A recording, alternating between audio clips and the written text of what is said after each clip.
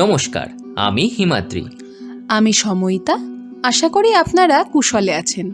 আর মাত্র কিছুদিনের মধ্যেই আমরা 2023কে বিদায় দিয়ে 2024কে স্বাগত জানাবো।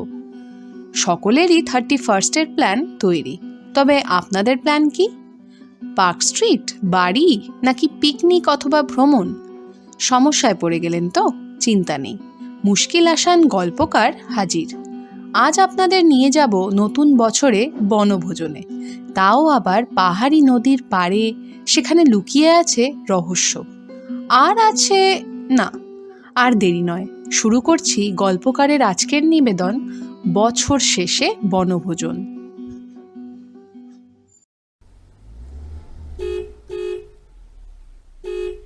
কালো রঙের একটা গাড়ি হঠাৎ কোথা থেকে ধূমকেতুর মতো উদয় হয়ে সশব্দে আমাদের দিকে এগিয়ে আসছিল। এবারে গাড়ি থামতেই ভিতর থেকে কয়েক জোড়া বুট বাইরে বেরিয়ে এলো। আমি বুঝতে পারছিলাম ওই বুটগুলোর প্রতিটা পদক্ষেপের সাথে অনেকগুলো প্রশ্ন ক্রমশ এগিয়ে আসছে আমাদের দিকে। কয়েক ঘন্টা আগে। কোথায় মাংস? কি রে মাংলু? আরে এই কড়াইতে হয় নাকি? পংবা, তোকে বারবার করে বলে দিলাম সব থেকে বড় কড়াইটা নিয়ে আসবি, তাও কি করে ভুল হয় বলতো তোদের? তুই কি রে সুরাজ? সুরাজ ডুবলে তবেই কি তুই আলু আনতে যাবি নাকি? একের পর এক অভিযোগের আঙুল উঠছে কয়েকটা পাহাড়ি আদিবাসী ছেলেদের দিকে। প্রত্যেকটা অভিযোগ আর অভিযুক্ত আলাদা হলেও অভিযোগকারী কিন্তু সেই এক আর অদ্বিতীয় আমাদের টিটি ভাইয়া। বছর 30-এর এই মারোয়ারি ছেলেটি এই জঙ্গলি দেশে সব্যসাচী। শুনেছি এককালে নাকি ওনাকে সব খেলায় এই অঞ্চলের ক্যাপ্টেন নির্বাচিত করা হতো। তবে রেলে টিটির অত ভালো চাকরি ছেড়ে আসার পরে উনি নাকি ফুটবল ছাড়া আর কোনো খেলা খেলেননি। তবে শুধু খেলাই নয়, জুতো ছেঁড়া থেকে চণ্ডীপাঠ সবকিছুতেই পারদর্শী আমাদের টিটি ভাইয়া। বর্তমানে উনি ফরেস্ট বাংলোর চিফ কুক। নেহাত মানুষটাই পাহাড় জঙ্গল ছেড়ে অন্য কোথাও যেতে চান না, নইলে আমাদের শহরের হোটেল রেস্তোরাঁর বড় বড় কুকদের মাথায় হাত পড়ে যেত। আজ বছরের শেষ দিনটা আমরা অন্যভাবে উদযাপন করব বলে ঠিক করেছি। আমাদের আবদার মিটিয়ে আজ টিটি ভাইয়া রান্না করবে, আর সবজি থেকে শুরু করে সমস্ত বাসনের যোগান দেব আমরা। টিটি ভাইয়া কিন্তু নিজের প্রতিটা কথা অক্ষরে অক্ষরে পালন করে সসম্মানে উত্তীর্ণ। তবে আমরা করলাম ডাহাফেল। সকাল থেকে আমাদের কারোরই কোনো ব্রেকফাস্ট হয়নি। আসলে ভৎসনা তিরস্কারের মিশেলে আমাদের পেট পরিপূর্ণ। আমি কিন্তু এই সমস্ত তিরস্কার থেকে বঞ্চিত। আজ আমার কাজই হলো রান্নায় টিটি ভাইয়াকে সাহায্য করা। তাছাড়াও এখানে আমার একটা বিশেষ পরিচয় আছে। আমি বাকিদের মতো জন্মসূত্রে এই জঙ্গলের আদিবাসী বা উপজাতি নই। আমি খাঁটি কলকাতার ছেলে। আমার কাছে 31st মানে অন্ধকার রাতের আলোমাখা পার্ক স্ট্রিটে বন্ধুদের সাথে দেদার আড্ডা আর খুনসুটি। বছরের শেষ দিনটা মহানগরী থেকে হাজার হাজার কিলোমিটার দূরে এই পাহাড় জঙ্গলে ঘেরা নদী কিনারে পিকনিক করে কাটাবো, এমনটা কখনো স্বপ্নেও ভাবিনি। কিন্তু এরই নাম জীবন। জীবন পথের প্রতিটা পাকে কত গল্প যে আমাদের জন্য ওত পেতে অপেক্ষা করছে তার খবর আমরা রাখি না। যেমন আমার এই বনবাসের গল্পের নেপথ্যে রয়েছে গবেষণা। বেশিরভাগ স্কলার যখন এসি রুমে বসে কম্পিউটার স্ক্রিনে বা মাইক্রোস্কোপের আইপিসে চোখ রেখেছে, তখন আমার দুই চোখ দূরবীন দিয়ে দেখে চলেছে জঙ্গল পাহাড় ঘেরা ন্যাশনাল পার্কের বন্য জীবজন্তু। তবে আমি এখন ন্যাশনাল পার্কের বাইরে পাহাড়ি বন্ধুদের সাথে 31st সেলিব্রেট করতে একটা নদীর পাড়ে জমা হয়েছি। কিন্তু এসে দেখছি শুধু আমরা নই, এলাকার সমস্ত মানুষ আজ নদীমুখ হয়েছে।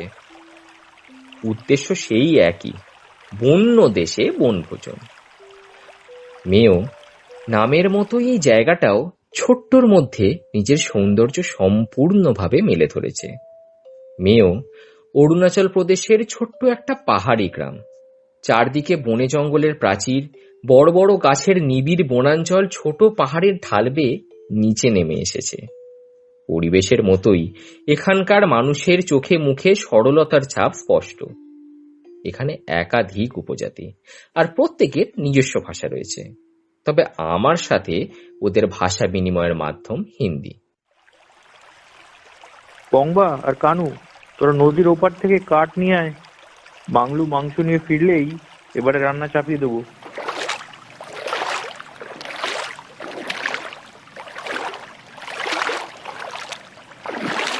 টিটি ভাইয়ার কথা মতো পংবা আর কানু দুজনেই দাঁ হাতে নিয়ে হাঁটু সমান নদীর জলে নেমে গেল।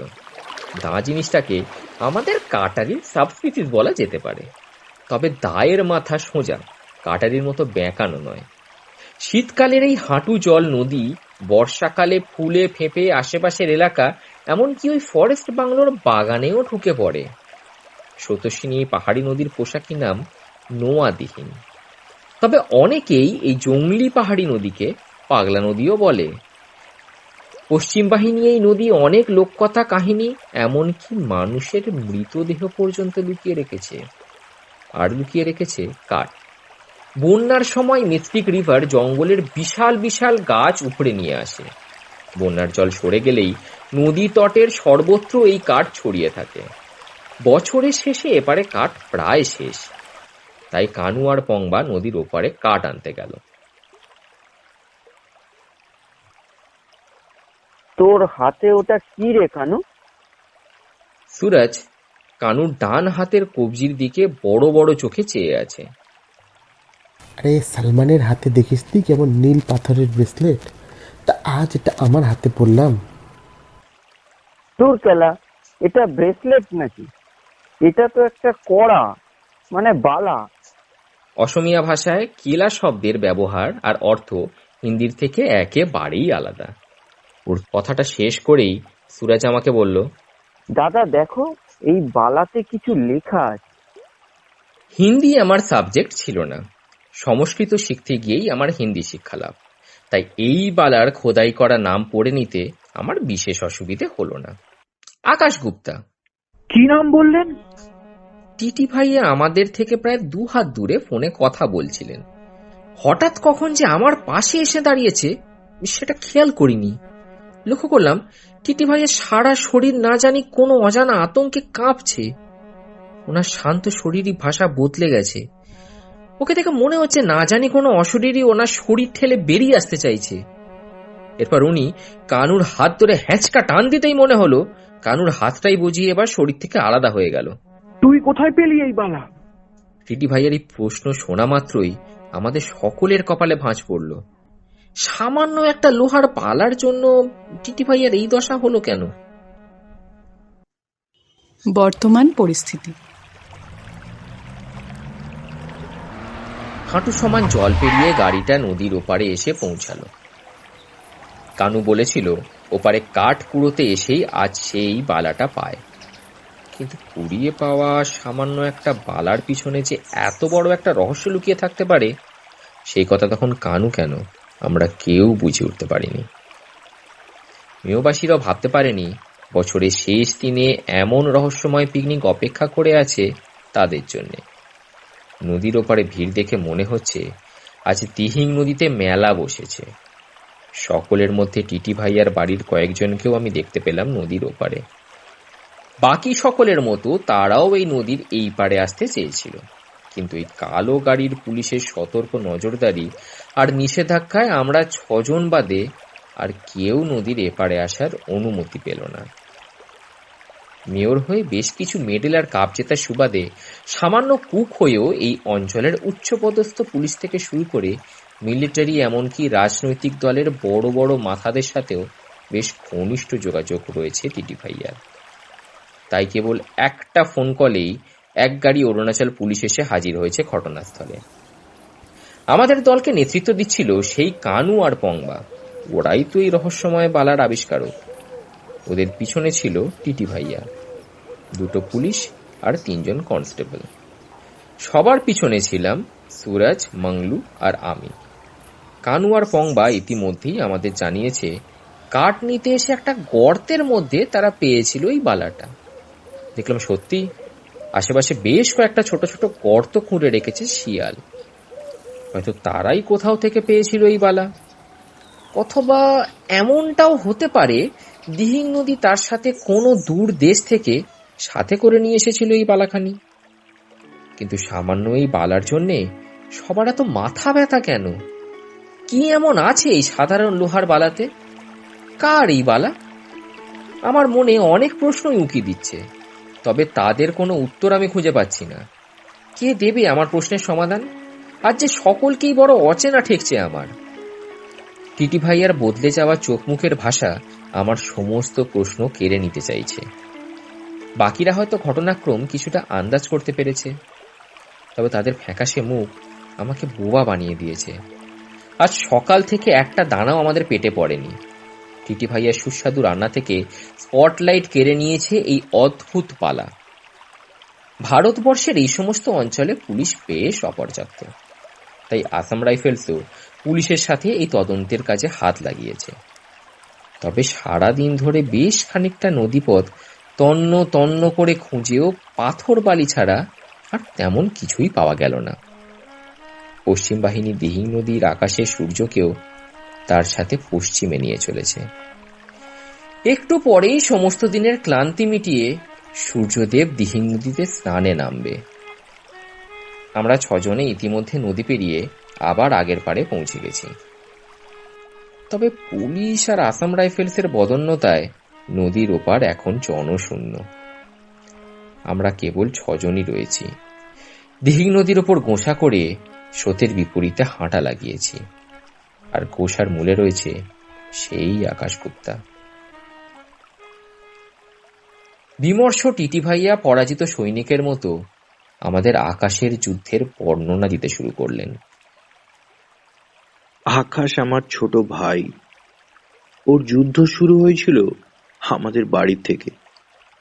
আমাকে দেখেই আকাশ ফুটবল মাঠে নাম লেখায়, কিন্তু বাপ মরা 4 বোনের এই সংসারে 2 ভাই ফুটবল খেললে ঘরকে সামলাবে, তাই বাড়ির থেকে কেবলমাত্র বাধা নিষেধ ছাড়া আর কোনো রকম সাহায্য জোগাড় করতে পারেনি আকাশ। অন্যদিকে স্ট্রাইকার আকাশের খেলা দেখে ক্লাব কর্তারা তাকে দলে নিতে চায়, কিন্তু বাধা হয়ে দাঁড়ালো ওর অল্প বয়স। তবুও কয়েকটা হার্ডেল টপকে সাবস্টিটিউট খেলোয়াড় হিসাবে মেয়র সব থেকে বড় ফুটবল টুর্নামেন্টে খেলার অনুমতি পায় আকাশ। তবে ম্যাচ চলাকালীন তার ঠাঁই হয় মাঠের সাইড লাইনে। ওখানে বসেই সে বাকি দর্শকদের মতো খেলা দেখে। সেমিফাইনালে তার দল যখন হারছে, তখন লাল কার্ড দেখে মাঠ ছাড়ে তাদের দলের মেন স্ট্রাইকার। এদিকে খেলায় তখন হাফ টাইমও হয়নি। ক্লাব কর্তারা ঝুঁকি নিয়ে মাঠে নামায় আকাশকে। তার জোড়া গোলে দল ফাইনালে পৌঁছায়। ফাইনালেও আকাশ হ্যাটট্রিক করে। সেই শুরু। এরপরে তাকে আর পিছনে ফিরে তাকাতে হয়নি। আমাদের 2 ফুটবলার ভাইয়ের বাড়িতে একের পর এক কাপ, মেডেল আর ট্রফি জমতে শুরু করে। নিজের ভাই বলে বলছি না, কিন্তু সত্যি একসময় নিজের গোলকিপার দাদাকেও অনেক পিছনে ফেলে দিয়েছিল আমার ছোট ভাই। একের পর এক টুর্নামেন্টে জালে বল জড়িয়ে শেষ পর্যন্ত ডিস্ট্রিক্টের সেরা ফুটবলারের মেডেল পায় আকাশ। সেই মেডেলকে লকেট করে সে সবসময় নিজের গলায় ঝুলিয়ে রাখত। ন্যাশনাল গেমসে যোগ দেওয়ার আগের রাতে বন্ধুদের সাথে দিহিং নদীতে পার্টি করতে যায় আকাশ। আর কোনোদিন ফুটবল মাঠে নামতে দেখা যায়নি তাকে। শুধু ফুটবল মাঠ কেন, সেই রাতের পরে তাকে আর কেউ কোথাও দেখেনি। ওর বন্ধুরা বলেছিল নেশার ঘোরে নদীতে ঝাঁপ দিয়েছিল আকাশ। অনেক চেষ্টা করেও সেই অন্ধকার রাতের দিহিং নদী থেকে তাকে উদ্ধার করা সম্ভব হয়নি। এমনকি আজ পর্যন্ত তার ডেড বডিরও কোনো হদিশ মেলেনি। জানি না কোথায় হারিয়ে গেল আমার ছোট ভাই। দিহিং রাক্ষস কি তবে আজও নিজের পেটে লুকিয়ে রেখেছে আকাশকে? কবে ছাড়া পাবে আমার আকাশ? অন্ধকারে টিটি ভাইয়াকে দেখতে না পেলেও ওর কাঁপা গলা শুনে আমার বুঝতে কোনো অসুবিধে হচ্ছিল না যে ওর দু চোখ জলে ভেসে যাচ্ছে। আমার বিশ্বাস ভাই হারানো দাদার এই দুঃখ শুধু আমাকে নয়, বিশ্বের প্রত্যেকটা স্বজনহারা মানুষের মন ছুঁয়ে যাবে। আর সারাদিনে তদন্তের ব্যাখ্যা এতক্ষণে পরিষ্কার হলো আমার কাছে। তার মানে আমরা এই নদী তটে আকাশকে খুঁজে বেড়াচ্ছিলাম, কিন্তু ঘটনাটা 6 বছর পুরনো। তাই সবার কাছে এটা পরিষ্কার, আকাশ হয়তো আর সত্যিই আকাশে মিলিয়ে গেছে। কিন্তু তবু যদি ওর দেহাবশেষ পাওয়া যেত। কিন্তু যে দিহিং প্রতি বছর কমপক্ষে একটা মানুষের বলি নেয়, সে কি আর ফিরিয়ে দেবে আকাশকে? তাই এই বিস্তীর্ণ নদী তটে আকাশের দেহাবশেষ খোঁজা ঘাস বনে সূঁচ খোঁজার সমান। তবু আজ ওই হাতের বালাখানি দেখে মনে কিছুটা আশা জেগেছিল, যদি পাওয়া যায় তাকে। কারণ আকাশের বন্ধুরা বলেছিল দিহিংয়ের বেশ খানিকটা পূব দিকেই আকাশ জলে ঝাঁপ দিয়েছিল। তাই মনে হয়েছিল নদীর স্রোতে হয়তো বা তার শরীরকে এগিয়ে নিয়ে গেছে। মানুষের মনে জমতে থাকা নতুন ধুলো পুরনো স্মৃতিকে গলা টিপে খুন করে। মেয়ের এক হতভাগ্য দাদা যখন তার নিখোঁজ ভাইয়ের দুঃখে নদী পাড়ে হাহুত্তাশ করে চলেছে, তখন সমস্ত মেয়বাসী পুরানোকে বিদায় জানিয়ে নতুনকে বরণ করে নেওয়ার উৎসবে মেতে উঠেছে। মেয়ের অন্ধকার আকাশ আজ আতশবাজির আলোয় সেজে উঠেছে। আজ দিহিংয়ের স্রোতে বর্ষ বিদয়ের গান বেজে উঠেছে, ভাই হারানোর কান্না নয়।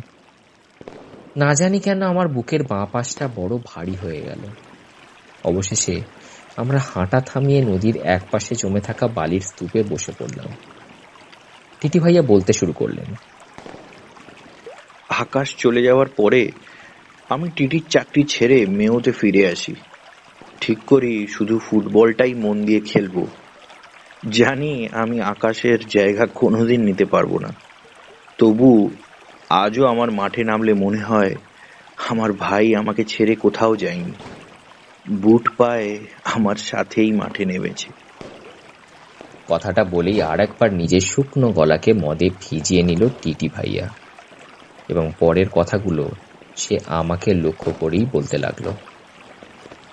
জানো তো দাদা, আমি কখনো ভাইকে মদ খেতে দেখিনি, তবু সেই রাতে কেন সে মাতলামো করলো বলো তো? কথাটা বলেই হঠাৎ চিৎকার করে উঠল টিটি ভাইয়া, দূর গেলা সুরাজ, তোর হাত ছড়া বলছি। আমরা সকলে পরপর বালির ওপর হেলান দিয়ে বসেছিলাম। এই জায়গায় বালি বেশ ঢালু হয়ে নদীর জলে মিশে গেছে। আমি বসেছিলাম একেবারে বাঁ দিকে। আমার পরে পংবা, মাংলু, কানু, টিটি ভাইয়া আর সুরাজ বসেছিল একেবারে ডান প্রান্তে। দূর গেলা সুরাজ, তোর হাত আমার কাঁধের থেকে সরাবি না তোর হাত ভেঙে দেবো। কই আমার হাত তোমার কাঁধে? এই তো দেখো, এই আমার 2 হাত। রাতের অন্ধকারেও কৃষ্ণপক্ষের চাঁদের মায়াবী আলোয় সুরাজের হাত দুটো চিনতে আমার অসুবিধে হলো না। তবে টিটি ভাইয়া বারে বারে সুরাজকে তার হাত সরাতে বলছে কেন? তবে ওটা কি? ওই হালকা আলোতেই দেখলাম টিটি ভাইয়া তার ডান পাশের কোন জিনিসকে বেশ প্রাণপণে টানার চেষ্টা করছে। সুরাজ তার পকেট থেকে দেশলাই কাঠিটা বার করে বাক্সে ঘষা দিতেই যেটা দেখতে পেলাম, তাতে আমার শরীরের সমস্ত রক্ত জমে বরফ হয়ে গেল, আর সারা শরীর জুড়ে মির্গি রোগীর কাঁপুনি শুরু হলো।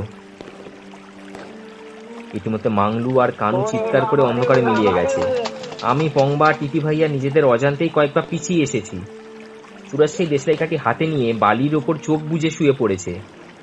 ওর হাত থেকে দেশলাই বাক্সটা নিয়ে আরেকটা কাঠি চালালো পংবা। সেই আলোতে আমি আরেকটি বার দেখলাম একটা কঙ্কালের শরীরের কিছুটা অংশ বালির বাইরে বেরিয়ে পড়েছে। সম্ভবত তার বাঁ হাতের কিছুটা বালির বাইরে বেরিয়ে টিটি ভাইয়ার কাঁধ পর্যন্ত পৌঁছে গিয়েছিল। সেই হাতে টান দিতেই খুলি আর গলার কিছুটা অংশ বাইরে বেরিয়ে পড়েছে। হঠাৎ টিটি ভাইয়ার মুখে একটা নাম শোনা মাত্র আমার চোখ গেল সেই কঙ্কালের হাড় জিরিজিরে গলার দিকে। কি অদ্ভুত, একটা মেডেল ঝুলছে। টিটি ভাইয়া মেডেলে উল্লিখিত সেই নামটা চিৎকার করে উঠলেন। এই চিৎকার মেয়ের ঠান্ডা হাওয়া, স্রোতস্বিনী নদী আর ঘন জঙ্গলে অনুরণন তৈরি করলো। আকাশ!